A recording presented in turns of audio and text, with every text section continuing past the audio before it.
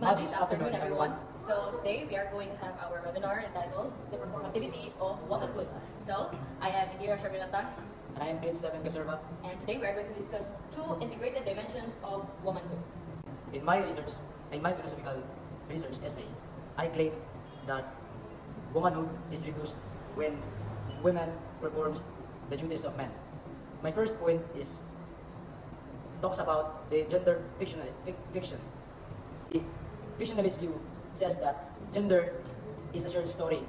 Womanhood exists in repeated performances of roles and duties society associated with women. For example, a woman is reduced when, for example, a woman leading an army. His essence of womanhood is not reduced. Biologically, his essence of womanhood is not diminished. But in the view of fiction, her womanhood is reduced. It's not diminished but blurred. My second supporting point is that is talk about the gender aesthetics.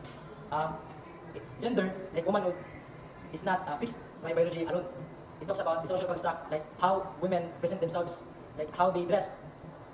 And then, for example, in the country of Thailand, we cannot just distinguish that is a woman or a man by biology alone, but it matters also how they dress themselves.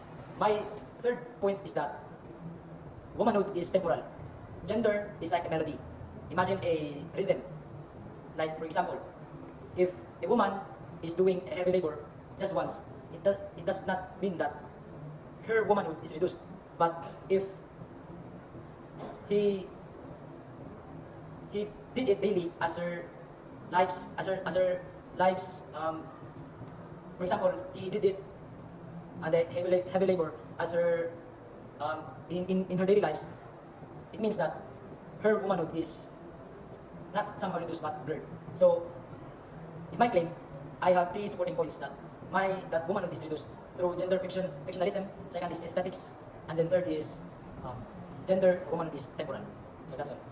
So similarly, let's discuss about womanhood as performative, my topic that talks about gender performativity. So my first claim talks about that gender is performative and it is the root of gender bigotry. So the performances of gender, which are these rigid categories that are set by society to be followed, whether you are born with a genitalia, a specific genitalia, with an XX or an XY chromosome. If you're a woman, then you must act feminine. Now if you're a man, then you must act masculine. Now society presented two, or should I say, a specific set of rules or expectations for you to follow as a woman and as a man. Now, if you do not conform to any of these rules that are socially expected, then you are disdained. When Clips talked about womanhood, specifically for womanhood, I talked about gender in general.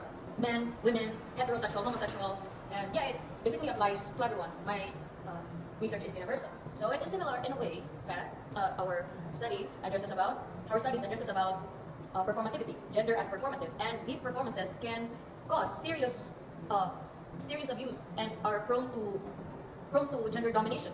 Well, we do acknowledge the part that gender hierarchies or performances set order and maintains peace and harmony, but some of these rigid categories are not necessarily to be applied or to be used, since some of these categories or performances can be dangerous to minorities, especially to women.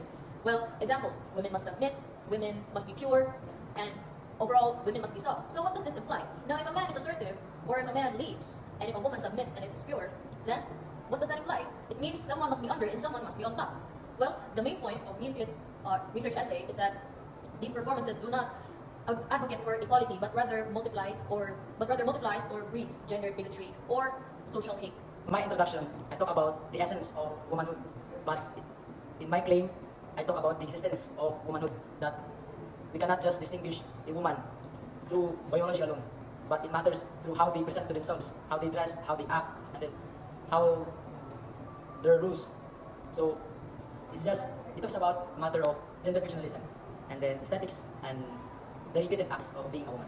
So I think I also discussed gender as a performative. So similarly, when, as Clips mentioned, sex. Yes, sex is a biological ground for gender.